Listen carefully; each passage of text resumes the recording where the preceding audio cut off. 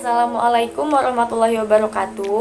Halo, saya Fiatania Karis dari Prodi Pendidikan Bahasa Indonesia dan Sastra kelas 3A akan menjelaskan sedikitnya tentang tujuan bimbingan konseling terkait aspek akademik.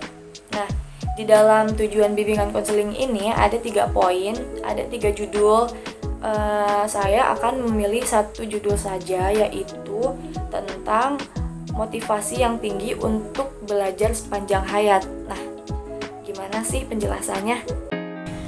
Nah, sebelumnya apa sih motivasi belajar itu? Jadi, motivasi belajar adalah keseluruhan daya penggerak siswa, baik dari dalam diri siswa maupun juga dari luar siswa. Maksudnya apa? Dari faktor yang lain selain dari dalam dirinya sendiri, seperti itu. Hal itu dapat memacu rasa semangat, hasrat untuk ia belajar dalam pembelajaran agar ia bisa mencapai suatu tujuan yang sudah ia targetkan. Adapun juga fungsi dari motivasi belajar ini ada 3 poin, yaitu yang pertama adalah motivasi sebagai penggerak. Maksud dari penggerak ini apa? Maksudnya adalah motivasi sebagai penggerak ini bahwa motivasi tidak hanya menjadi motivasi saja, tapi juga motivasi harus disertai dengan penggerakan dari dalam diri kita. Maksudnya apa? Kita harus melakukan kegiatan-kegiatan yang bisa mendukung kita dalam mencapai tujuan-tujuan yang telah kita targetkan. Nah, untuk poin yang kedua, ini ada menentukan arah perbuatan. Maksudnya ini apa? Maksudnya adalah dengan adanya motivasi, kita bisa menyesuaikan arah kegiatan yang akan kita lakukan ini kemana, sesuai tidak dengan tujuan-tujuan yang telah kita fokuskan, yang telah kita targetkan gitu. Nah, yang ketiga ini juga ada menyeleksi perbuatan. Ini nggak jauh ya sama poin yang kedua tadi, teman-teman. Jadi yang ketiga ini menyeleksi perbuatan itu maksudnya apa? Maksudnya adalah dengan kita mengetahui pasti motivasi dengan tujuan yang akan kita capai itu seperti apa, maka kita harus menyeleksi kegiatan-kegiatan yang akan kita lalui, perbuatan-perbuatan yang akan kita lakukan juga gitu kan. Jadi kalau misalnya kita rasa sepertinya kalau saya melakukan kegiatan ini itu tidak ada sangkut pautnya dengan tujuan yang akan saya capai nanti, jadi ya udahlah, kita kayaknya nggak usah melakukan itu, kita ganti dengan sesuatu hal yang memang bisa untuk tujuan yang akan kita targetkan itu gitu, yang sudah kita fokuskan. Jadi yang pertama ada motivasi sebagai dasar penggerak yang mendorong aktivitas belajar. Maksudnya itu apa? Jadi motivasi ini percuma kalau misalnya kita hanya mempunyai motivasi tapi nggak ada pergerakan dalam diri kita, tapi tidak ada kegiatan yang kita lakukan, itu semuanya percuma karena motivasi itu sebagai pendorong fungsinya, seperti itu. Nah, di samping dari motivasi belajar ini ada juga yang dinamakan dengan minat belajar. Minat ini adalah alat untuk mencapai motivasi tersebut. Maksudnya ini apa? Jadi sebelum adanya motivasi belajar dalam diri kita juga harus mempunyai minat belajar terlebih dahulu. Kita harus kenali kita ini minat belajarnya dalam bidang apa, dalam hal apa. Baru setelah itu kita menemukan motivasi-motivasi yang dapat memicu semangat kita untuk lebih memfokuskan diri dalam bidang-bidang yang sudah kita senangi, seperti itu. Nah, ada juga yang kedua, ini adalah motivasi intrinsik. Jadi motivasi intrinsik ini lebih baik daripada motivasi ekstrinsik. Maksudnya apa? Jadi kenapa dikatakan lebih baik? Karena motivasi intrinsik ini adalah motivasi yang nantinya kita pun menjalani sesuatu itu dalam diri kita sendiri. Kita mempunyai niat dalam diri kita sendiri, kita mempunyai minat dalam diri kita sendiri. Jadi tidak dipengaruhi orang lain, tidak dipengaruhi keadaan. Jadi kita meminimalisir adanya penurunan motivasi dalam diri gitu. Tapi kalau misalnya motivasi ekstrinsik itu adalah motivasi yang dipengaruhi oleh lingkungan luar kita. Jadi adanya hadiah yang diiming-imingi, terus ada juga pujian-pujian orang lain. Kalau misalnya nanti kita belajar, kita tidak mendapatkan dua hal tersebut, maka kita akan berhenti di situ belajarnya. kurang lebih seperti itu. Jadi untuk menghindari hal tersebut, lebih baik kita mencari motivasi itu dalam diri kita sendiri saja. Nah, ini ada poin ketiga, yaitu adalah memberi pujian lebih baik daripada memberi hukuman. Jadi kenapa bisa disebut bahwa memberikan pujian itu lebih baik daripada kita memberi hukuman kepada para siswa yang sedang dalam proses belajar?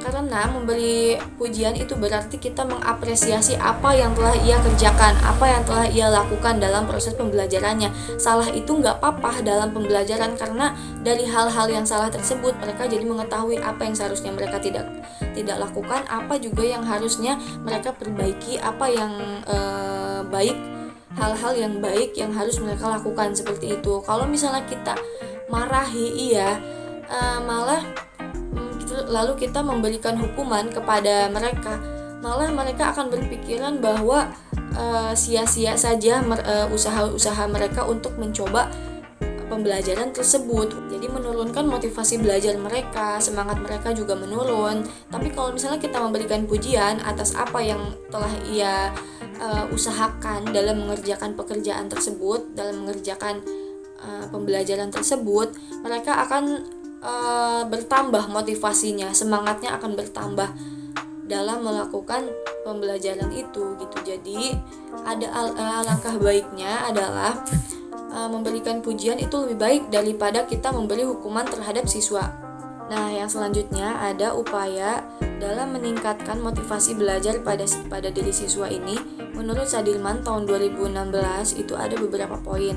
Yang pertama itu adalah memberi angka atau juga memberi nilai. Biasanya siswa-siswa akan mengharapkan nilai mereka bagus kan, A, B, yang diantara dua itu A+, B+, yang seperti itu.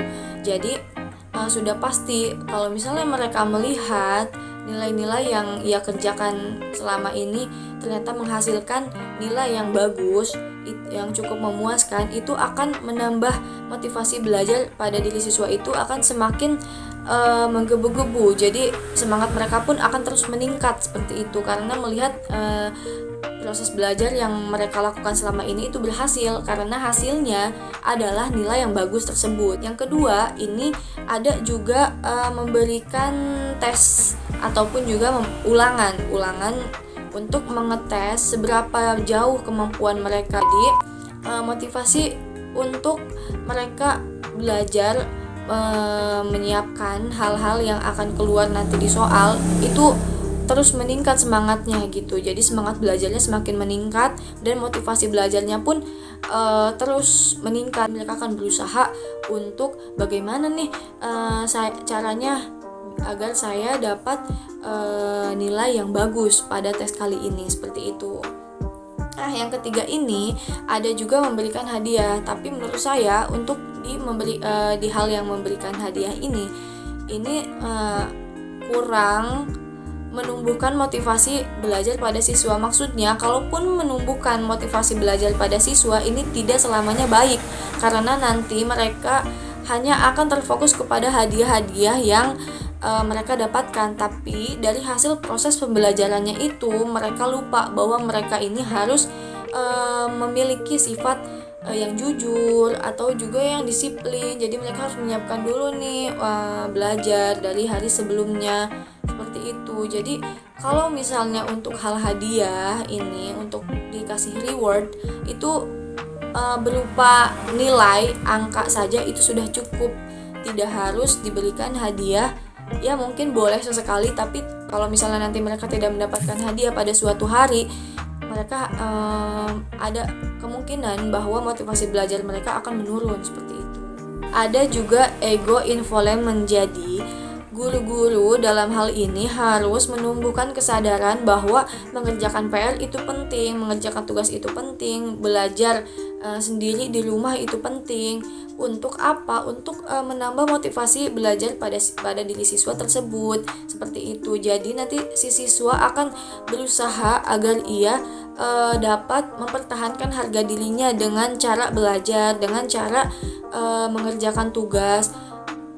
Karena mereka mengharapkan nilai-nilai yang akan ia peroleh itu adalah nilai yang bagus. Mereka akan mempertahankan harga dirinya dengan cara belajar, dengan cara mengerjakan tugas seperti itu. Jadi kesadaran-kesadaran untuk mengerjakan tugas dan juga agar disiplin di dalam kelas itu pun juga penting untuk ditanamkan dalam diri para siswa. Nah, yang selanjutnya ini ada menurut Slameto tahun 2010 tentang faktor-faktor yang mempengaruhi motivasi belajar dalam diri siswa. Yang pertama ini adalah dorongan kognitif.